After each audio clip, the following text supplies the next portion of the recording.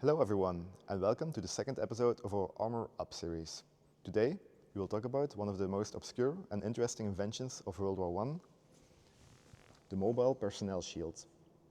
In World War I, few jobs were as miserable as having to cross no man's land, the dreaded wasteland between trenches, which was filled with mud graders, barbed wire and corpses. Soldiers ordered to advance through it knew they were walking into a hailstorm of projectiles, explosions and obstacles. Before the first tanks were built, the battling armies experimented with other, more desperate means to protect their troops. One of these remarkable inventions was the mobile personnel shield.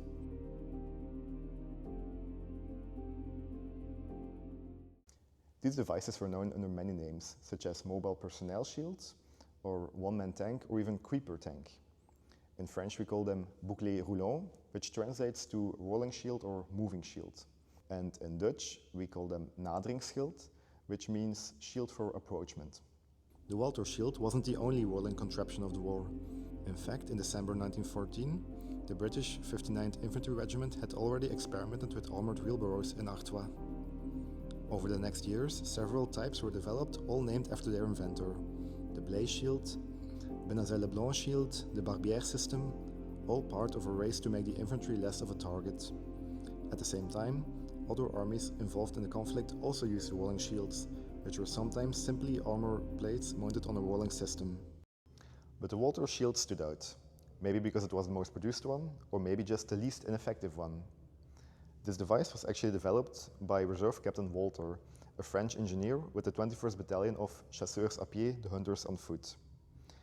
He demonstrated his new device to an assembled crowd of General Gouraud and other French generals, in which he successfully presented the new invention. The generals were very pleased with the results, and after the demonstration, General Gouraud actually gave a speech in which he praised the device and how this would help overcome the networks of barbed wire in no man's land. This barbed wire actually halted the infantry's advance, and it was very difficult to remove even with artillery.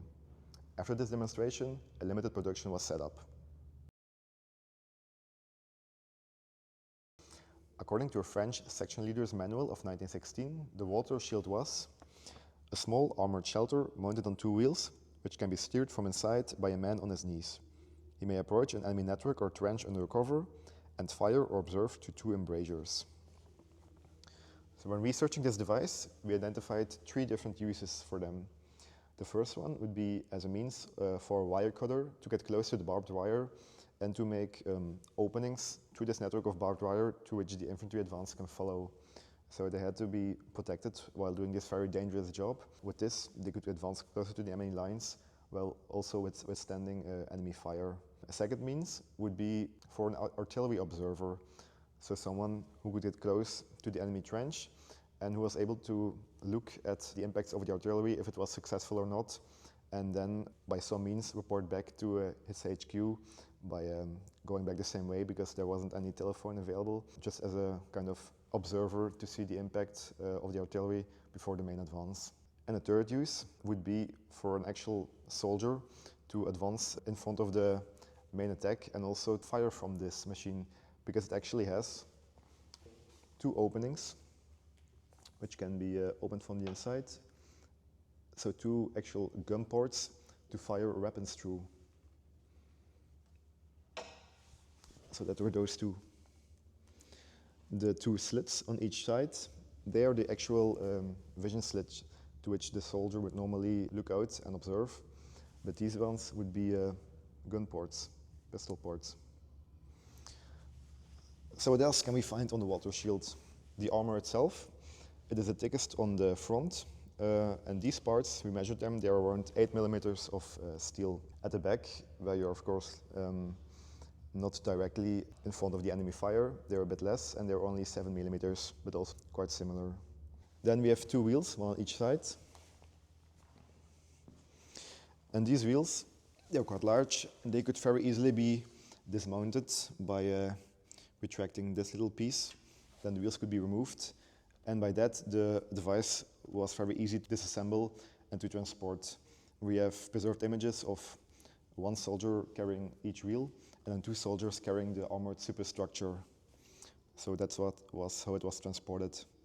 There was another means of transporting them. This was originally a French invention, but the French types, they actually had a small metal hook over here.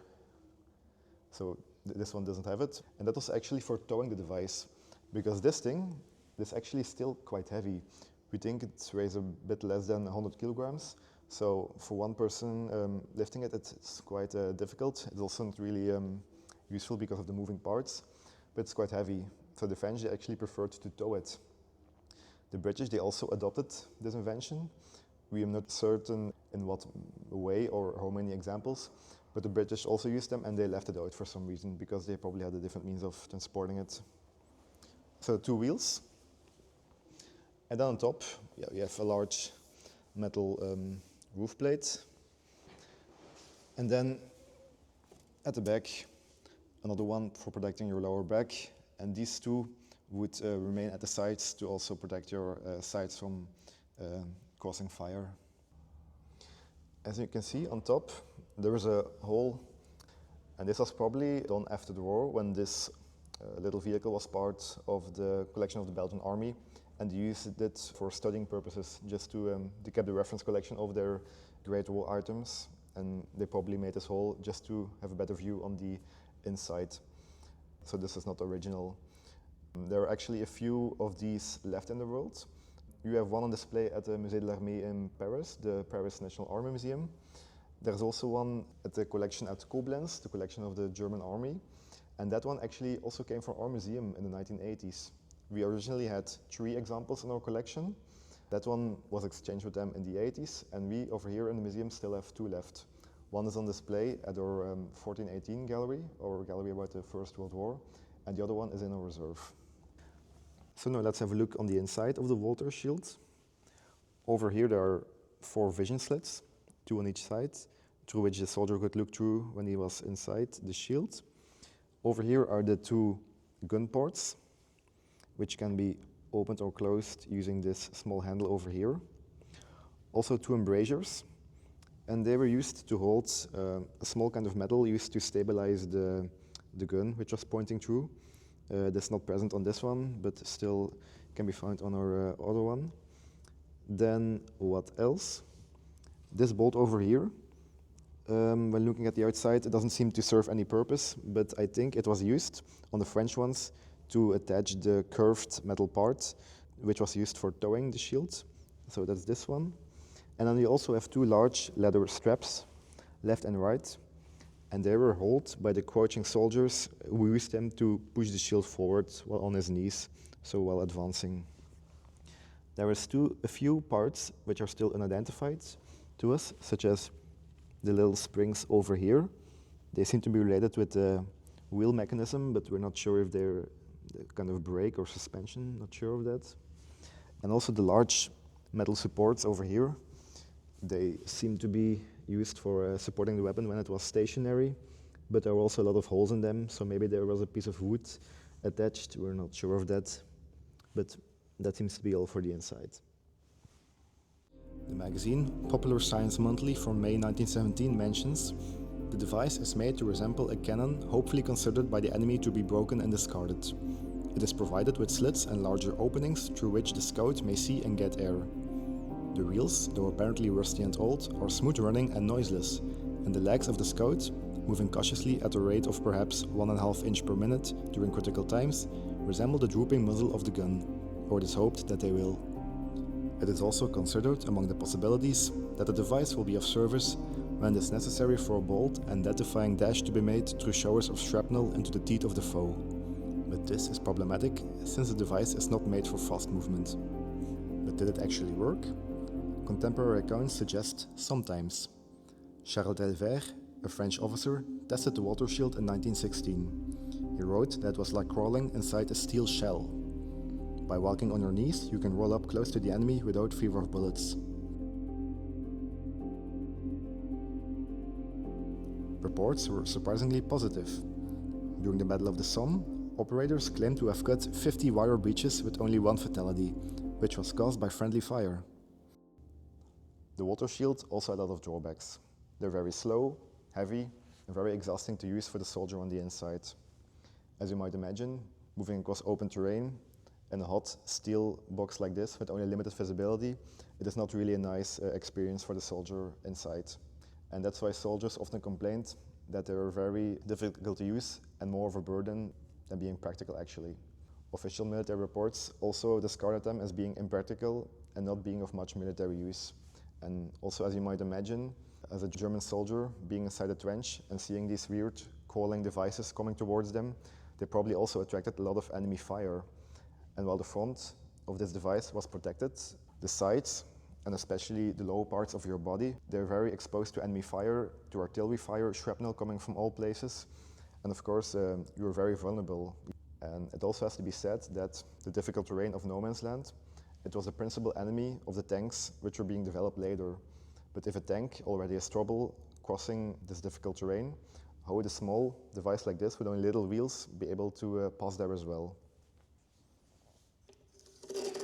The Walther Shield measures just a bit over 70 centimeters high. For any American viewers, it is a bit more than 2 feet. Let's see how practical the Walther Shield actually was by testing it out myself. Okay, step 1, getting inside. Let's lift it, flip it over.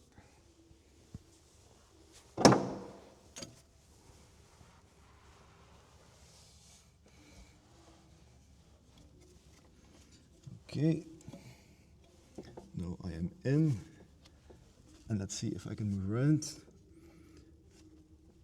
Gun port's closed, like that. Okay, let's try to move around.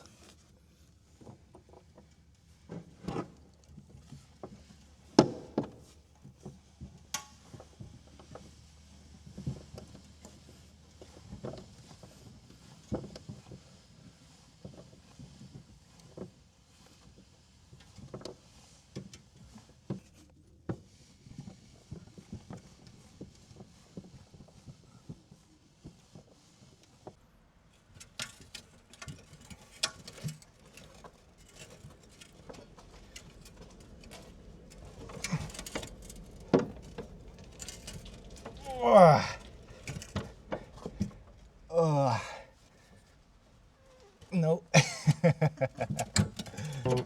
So the device has two kind of pistol ports which can be opened to fire through.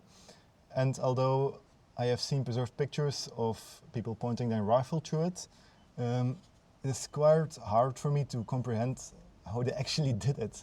So I'm lying flat on my stomach now, and I will try to use my Lebel rifle through the hole. Very, very inconvenient to handle it. And actually I have no means of aiming the gun, looking through the vision slits, so I can just point and shoot straight ahead. Not really useful in my opinion. A small pistol would be useful. That would seem more feasible. But an actual rifle, no idea how they did it.